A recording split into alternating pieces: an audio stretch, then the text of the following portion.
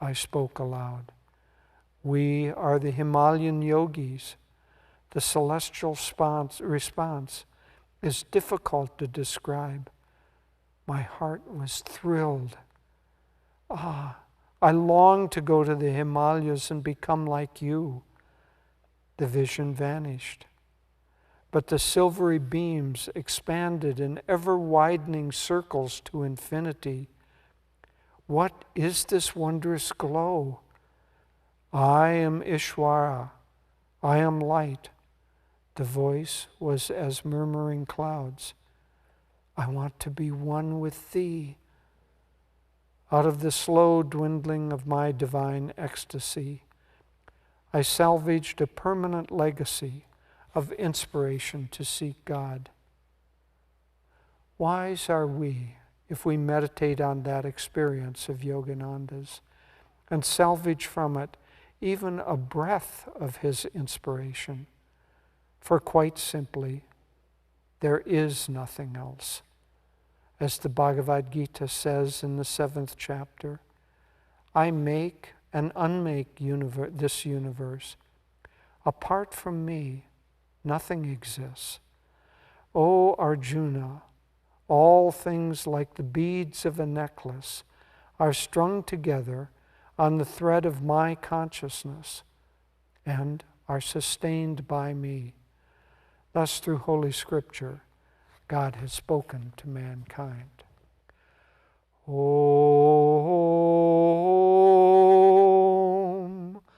Om, Om.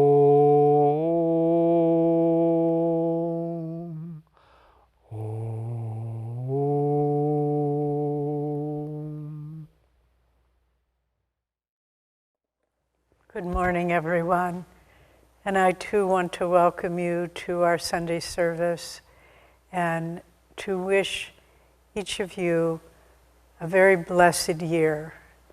And my prayer for all of us who are a part of the great Ananda family worldwide is that this year there can be an ever-deepening awakening in God, an ever-deepening awareness of Master's presence in our lives, moment by moment.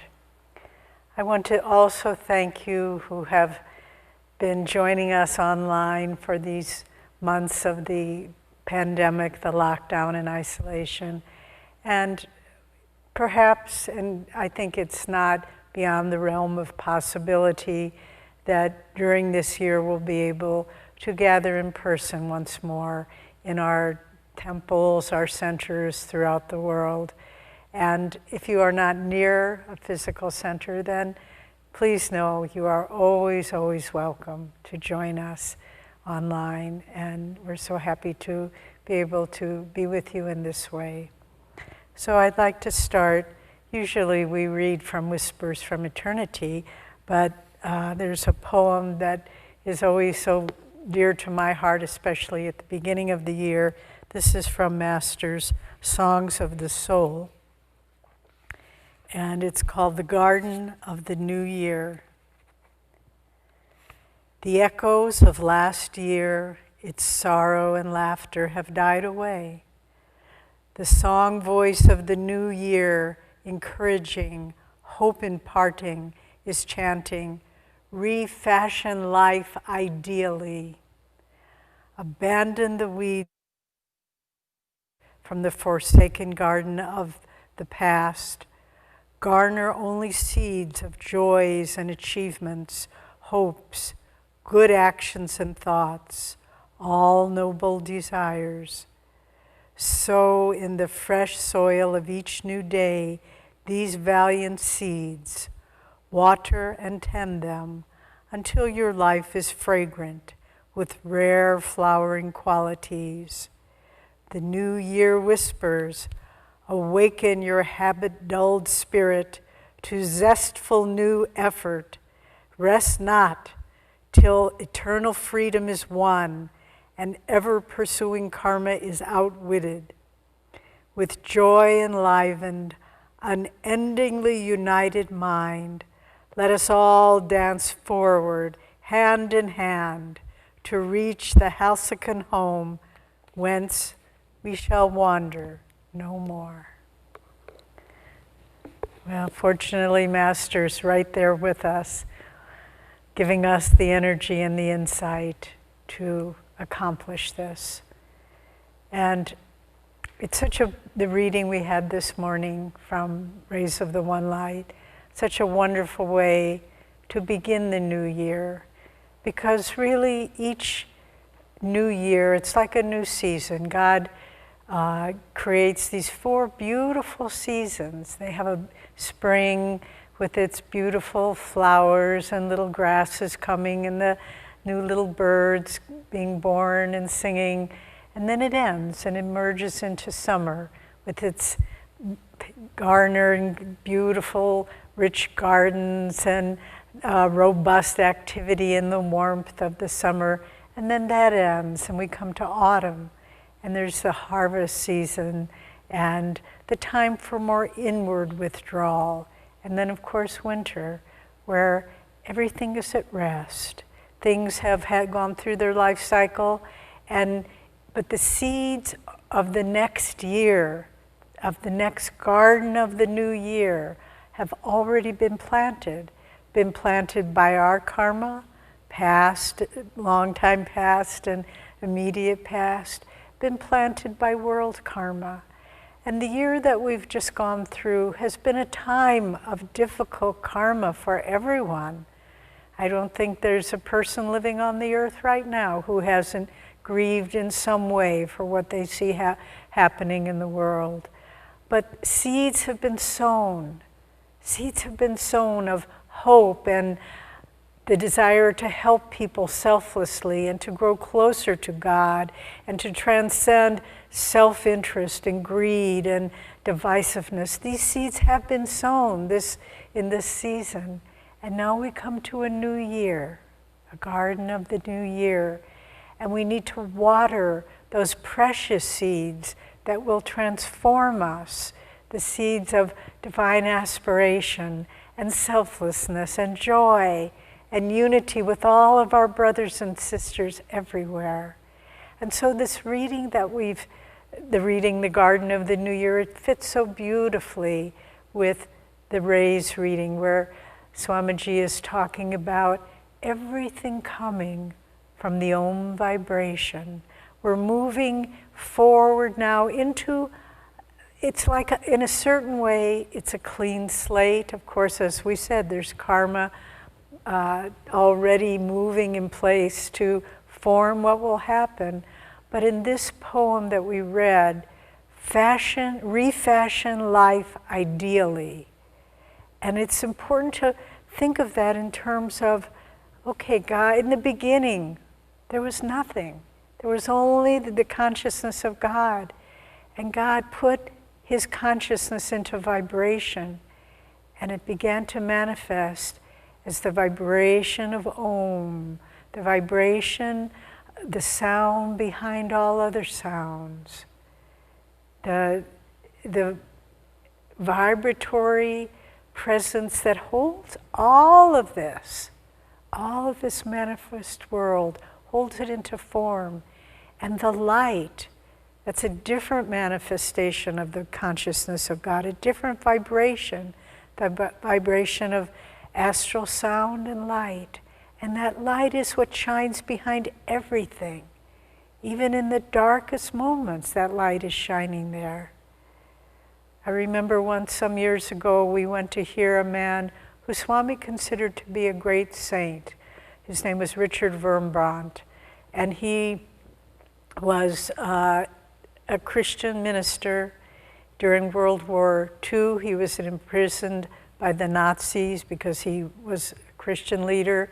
Then when he lived in Romania, and then when the communists took over, he was imprisoned by the communists, finally released after many years in solitary confinement. And because there was a public outcry finally. But he went on a lecture tour, and we went to hear him speak. He was an old man by that time, but radiant. And he spoke of his time in the communist prison camp in solitary confinement, and they kept them not only isolated, but in total darkness. and total silence. They slit their meals under a slot in the door once a day, or I don't remember, maybe it was for 3 times a day. But even the guards, I mean, how cruel. They wore padded shoes, so there was no sound and no light. And he lived that way for years. But when you saw him, this man was radiant. And he said, and you could feel with the full conviction of his soul, there is a beautiful light that you can see in the darkness. And there's a wondrous sound that you can hear in the silence. And he was hearing the Om, and he was seeing the inner light. And even in the darkest moments, we can return. If we go within, we can find that presence within us. And so God created all of this, the light and the darkness of the outer world, and the suffering and the joy and the disease and the health, and the wise and the foolish, all of them, all manifested out of the vibration of his consciousness through Om and light. And it is our job then to try to discover that within us, because with our physical senses, we hear the sounds of the world. And with our physical eyes, we see the light of the world. And so through the sensory experience, the conscious mind experiences that. But if we make the effort to go within, and if we make the effort, and it is not an easy thing to do, but if we continue on and on regularly with commitment, we began to hear sounds not of the senses and see light not through the eyes, not through the senses, but on a super sensory level. We hear that vibration not with the ears but with our being, and we see the light not with our eyes but with our consciousness. So we move from a sensory experience of the conscious mind to a super sensory experience of the super conscious mind. And that's when we begin to realize that we can refashion life ideally, because there is another world that we begin to discover that isn't bound by the limitations of this world. And I remember in the movie, probably most of you have seen it, maybe some of you haven't, it's one of the great classics, The Wizard of Oz. And when Dorothy and her little dog Toto and the Tin Woodman and the Scarecrow and the Cowardly Lion, finally they come and they're going to meet the great and powerful Oz. And there's this projection of this kind of cerebral head there, and this is the great and powerful Oz. But then the little dog Toto, this is at the end of the movie, he runs and there's a little curtain on the side of the room, and he pulls back the curtain and there's this little man manipulating the image up on the screen, and the little man says, don't pay attention to that little man behind the curtain. Well, what this world is, it's sort of the Wizard of Oz in reverse. Because we see this world and it seems so grand and imposing and we feel so helpless before it. But then if we pull back the curtain, what do we see? Not a little man, but we see what's creating it all. We see the light, we hear the sound, and we know that that's the reality, not this world. This world tries to, with everything it's got, convince us that it's real and we need to pay homage to it. But the only way we break that hypnotism is to go within and to experience within ourselves.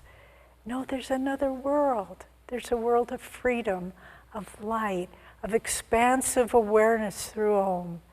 And the great masters, they play with the realities, the seeming realities of this world all the time. And they're not limited by it. You know, there's the wonderful story that's recreated in the movie The Answer, in which Oliver Black, who was one of Master's most advanced disciples, he lived in Michigan and started to work there, Song of the Morning Ranch. And Oliver Black, Mr. Black, came to Mount Washington, to Los Angeles to see Master. And usually Master, when visitors would come, close disciples, he would take them on a ride in his car along the beautiful California coast. And Mr. Black, Yogacharya Black, was sort of expecting this, but when the day came when they were going to go, it was pouring rain. And one of the young monks came knocking on Mr. Black's door and said, the Master wants to invite you to go out for a ride in his car. And Mr. Black thought, how is this possible? It's pouring rain. It won't be much fun. And yet he said, well, all right, I'll be coming out right away. And he put on a raincoat and he got his umbrella and he walked out of his door. And as soon as he walked out of the door, not only did the rain stop, because that happens from time to time, we're going out and it's raining and then the rain stops, but the sky was totally clear and the ground and the plants and the car was totally dry. There was not a drop of rain. And Mr. Black was just shocked. And Master was standing there by his car and he said, for you, Oliver. And Mr. Black, as he recounted the story, said how he was able to change that reality so completely, I never could understand. But when you live in Om, when you feel that's your true reality, when you see that behind every shadow there is light, even in the worst darkness there's light, then you can move the forms around, and you're not limited by it. There's another beautiful story that another direct disciple of Master, Dr. Lewis, tells, that he lived in Boston on the East Coast. Master was in Los Angeles, and one day Dr. Lewis decided to go out, take his sailboat out in Nantucket Bay.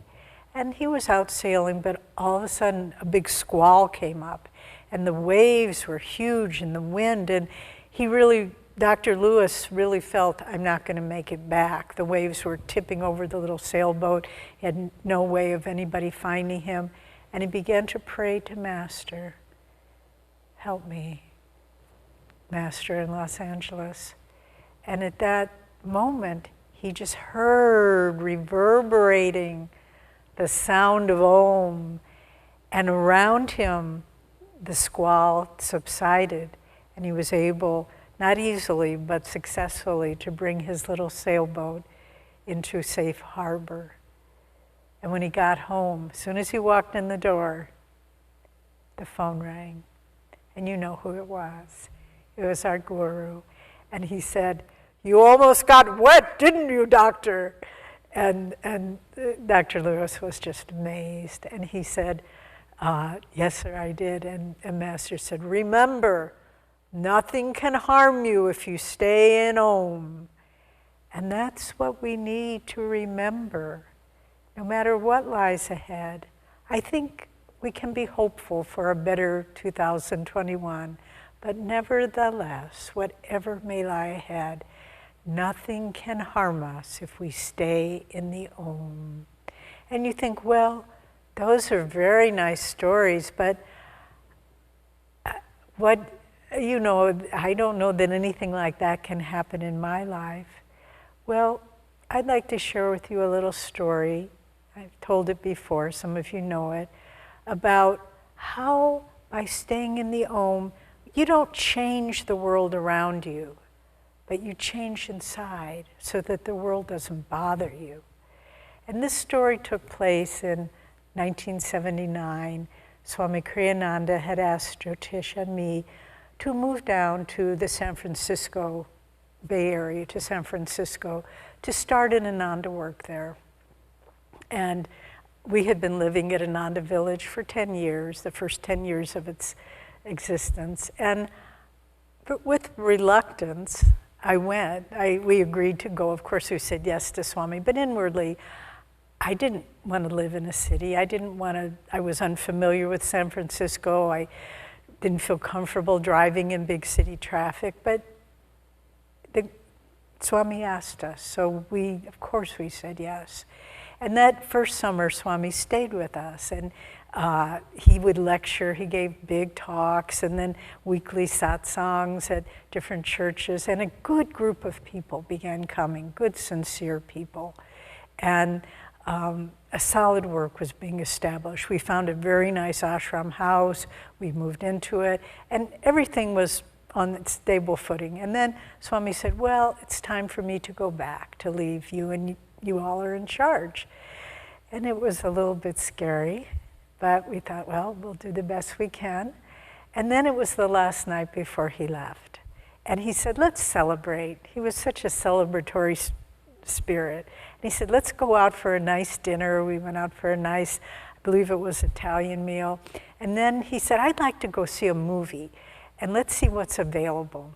And so we looked in the paper, and this was the time when you looked in the paper, and there was an art house, movie house, that showed classic movies, and they were showing one of Swami's favorites, Pride and Prejudice, with Laurence Olivier and Ger Garson.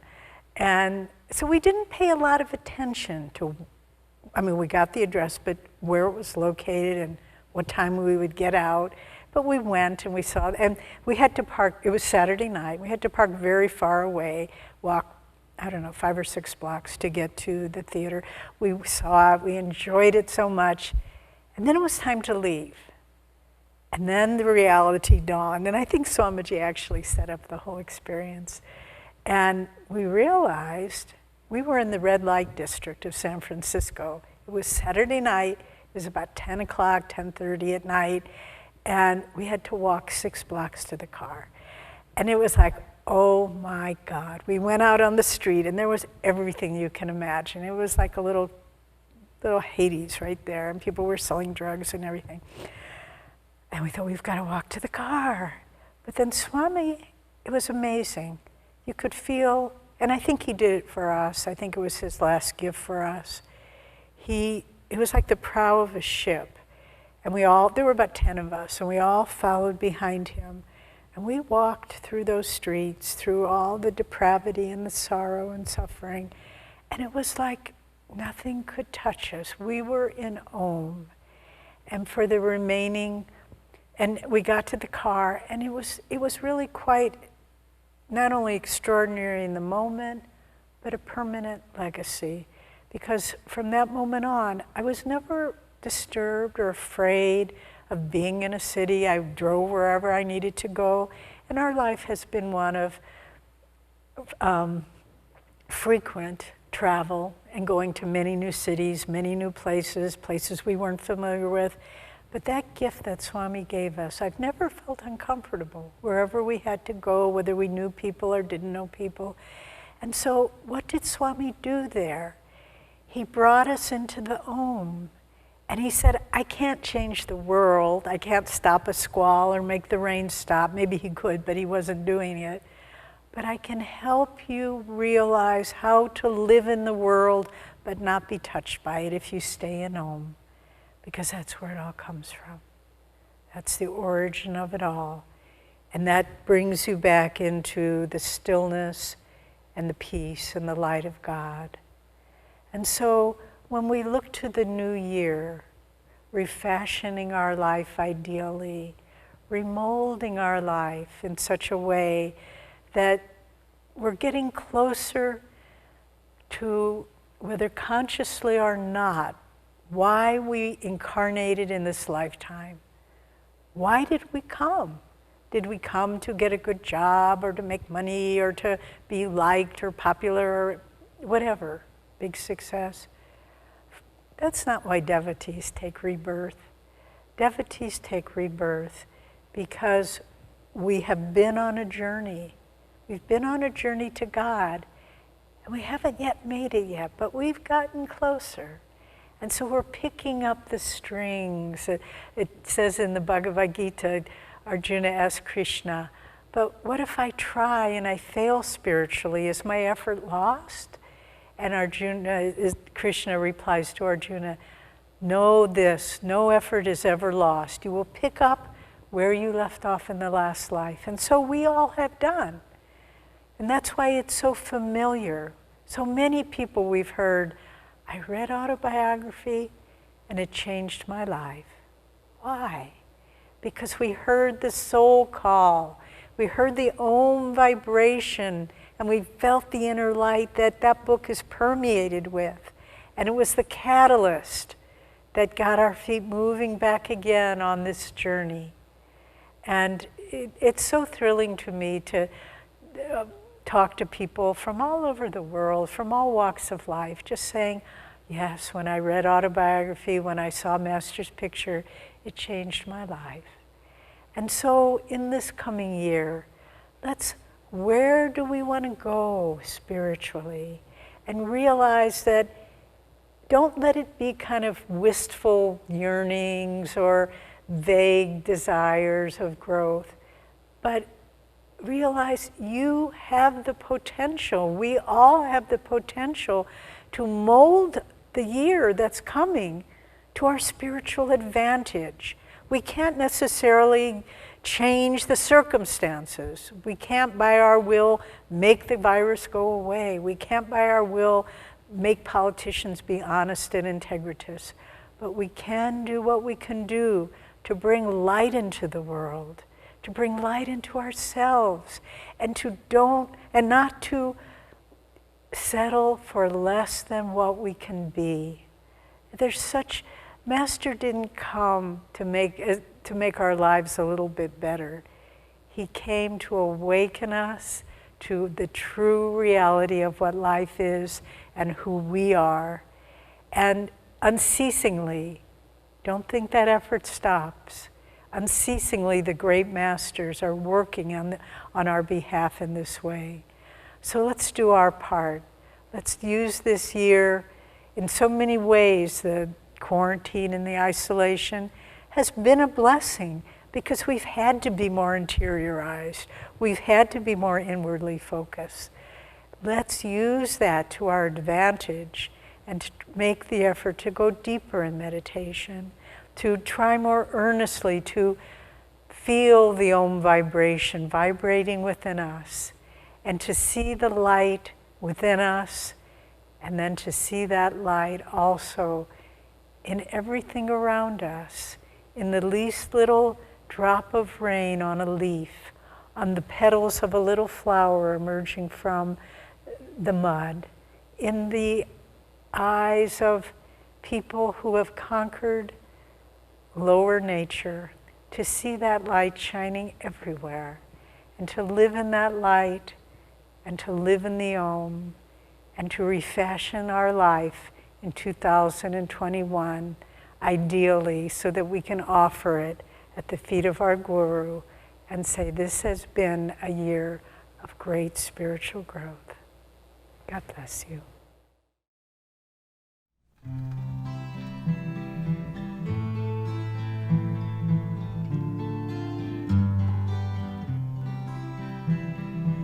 Peace gave us the mountains, peace gave us the sky.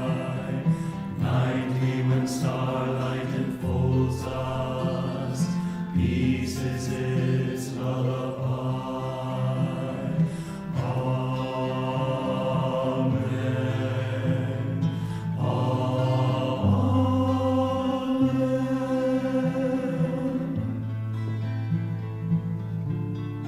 Amen.